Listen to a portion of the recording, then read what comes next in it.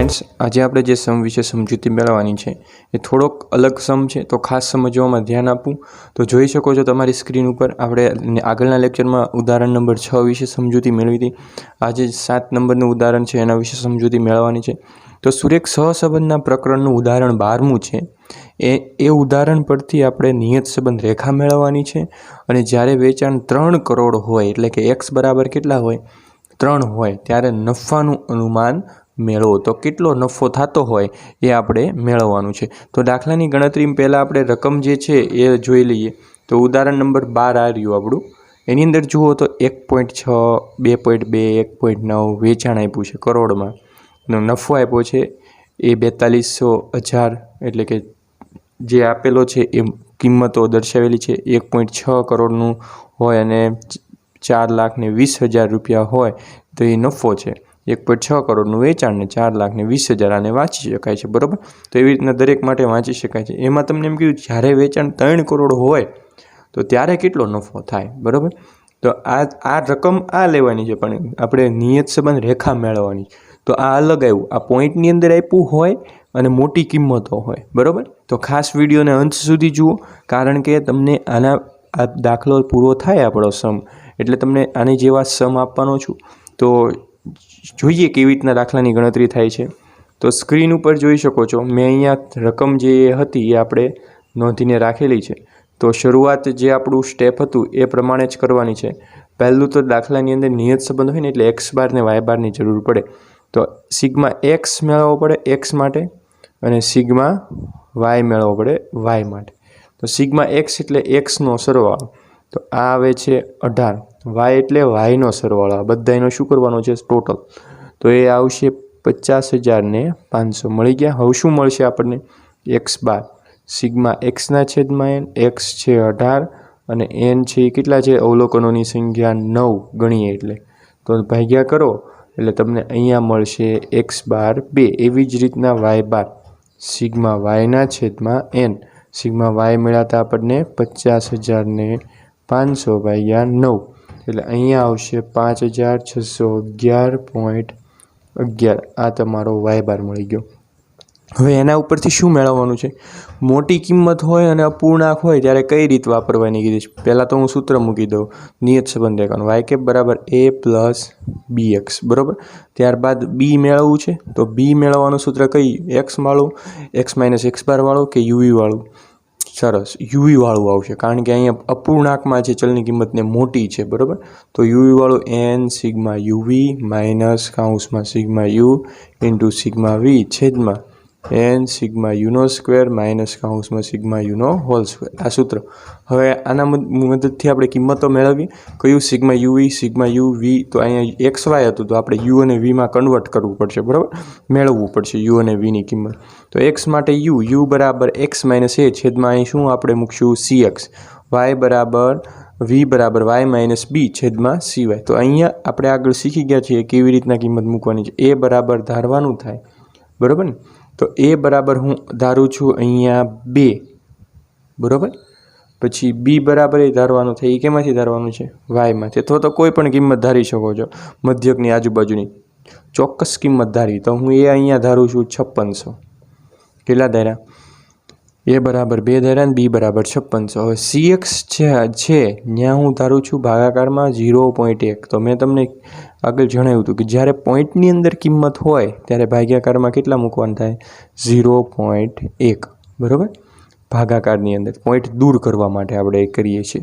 અને cy બરાબર અહીંયા ધારું છું 100 બરાબર અહીંયા બે મીંડા છે બધામાં સેમ બધામાં જોવાનું કેટલા વડે ભાગી શકાય છે પોઈન્ટની અંદર જવાબ આવવો જોઈએ નહીં તો 100 મૂકીએ આપણે શરૂઆત કરીએ હવે u મેળવો x માઇનસ a એટલે 1.6 માઇનસ 2 ભાગ્યા 0.1 અહીંયા આવશે માઇનસ 4 2.2 માઇનસ 2 ભાગ્યા 0.1 2 આવશે। એવી રીતના દરેક વખતે x માંથી a માઇનસ કરવાનું ભાગ્યા 0.1 કરતું જવાનું તો માઇનસ 1 0 3 માઇનસ 3 4 માઇનસ 2 1 અને અહીંયા સરવાળો કરીએ એટલે સિગ્મા u બરાબર 0 બરાબર।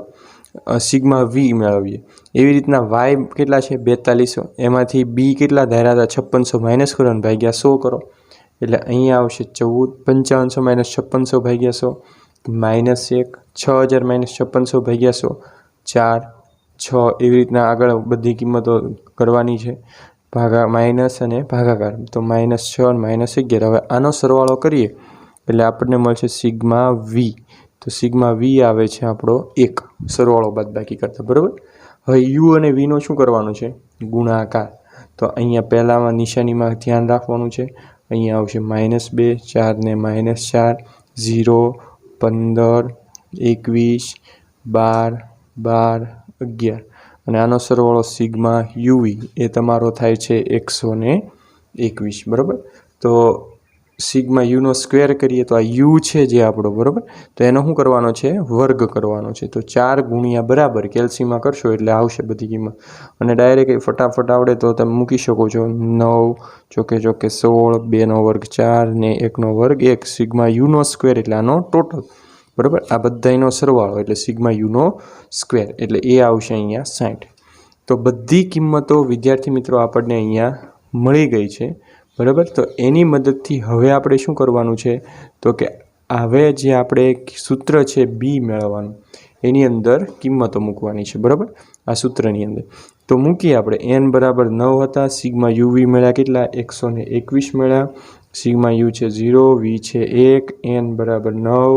સિગ્મા યુનો હોલ સ્ક્વેર કેટલો મેળવ્યો હતો? 60 મેળવ્યો હતો. -0નો વર્ગ ગુણ્યા આ જે યાદ રાખવાનું છે એ ભૂલવાનું નથી, CY/CX.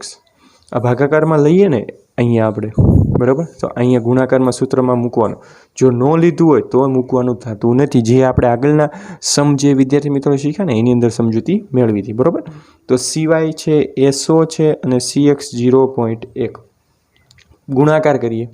અહીંયા 1089 આવશે, બધું પ્લસ માઇનસ થઈને, ભાગ્યા 540 આવશે, ગુણ્યા 100/0.1 એટલે અહીંયા ગુણાકાર કરીએ એ કિંમત મૂકીએ અને ભાગાકારની અંદર 54 એટલે અહીંયા આપણો બી મળશે અંદાજે પોઈન્ટને દૂર કરતાં 2016.67, બરાબર. તો આપણો બી મળી ગયો. બી મળી જાય છે એટલે એના પછીનું સ્ટેપ કયું હતું વિદ્યાર્થી મિત્રો? એ મેળવવાનું. સરસ. એનું સૂત્ર શું છે બોલો તો? y bar minus B X bar. Very good. તો y બારની કિંમત મૂકીએ આપણે એટલે કે મધ્યક 56 11.11 - 2000 બીની કિંમત મેળવી 67 અને એક્સ બાર છે 2. તો 5611 - આ બેનો ગુણાકાર 4033.34 એટલે એ આપણો મળે છે અહીંયા 1577.77. હવે શું મેળવવાનું કીધું હતું એના પછીનું? તો કે નિયત સંબંધ રેખા મેળવો. તો y કેપ બરાબર a પ્લસ bx આ આપણી નિયત સંબંધ રેખા છે, બરાબર. તો એની અંદર કિંમત મૂકી. એ આવ્યા 1577.77, બી કેટલા મળ્યા? 2016.67 અને કાઉન્સમાં એક્સ એમનો. તો આને આપણે શું કહીશું? નિયત સંબંધ રેખા, બરાબર. હવે એની અંદર શું કીધું છે એની પછીનું? એક્સ બરાબર 3 મૂકતા એટલે 3 કરોડ વેચાણ હોય ત્યારે કેટલો નફો થાય? તો આ એક્સ છે ને એની જગ્યાએ કેટલા મૂકી દેવાના છે? 3. 1577.77 પ્લસ 2016.67 અને કાઉન્સમાં 3 ગુણાકાર કરીએ. 1577.77 પ્લસ 6050.01 અને 76 27.78 વાય કેપ એટલે આ છે એ આપણે કાઉન્સમાં લખવું પડે એકમ 1000 રૂપિયા થાય. એટલે આનું અર્થઘટન કરવું એ શું કરીશું કે જ્યારે વેચાણ 3 કરોડ હોય ને ત્યારે અનુમાનિત નફો તમારો 7627.78 થાય, બરાબર. તો આ સમ ખાસ મહત્ત્વનો હતો વિદ્યાર્થી મિત્રો. અને સ્વાધ્યાય 3.2ની અંદર જે દાખલા નંબર 3 અને 5 છે એ ગણવાની જેવો જ છે. જે વિદ્યાર્થીઓ પાસે બુક નથી તો એના માટે હું અહીંયા જે સમ મેં કીધા છે એ બતાવું છું. એમાં 3 નંબરના સમમાં ખાસ ધ્યાન રાખવાનું છે વિદ્યાર્થી મિત્રો. જોઈ શકો છો તમે 301 મીટર બરાબર 1000 ફૂટ છે.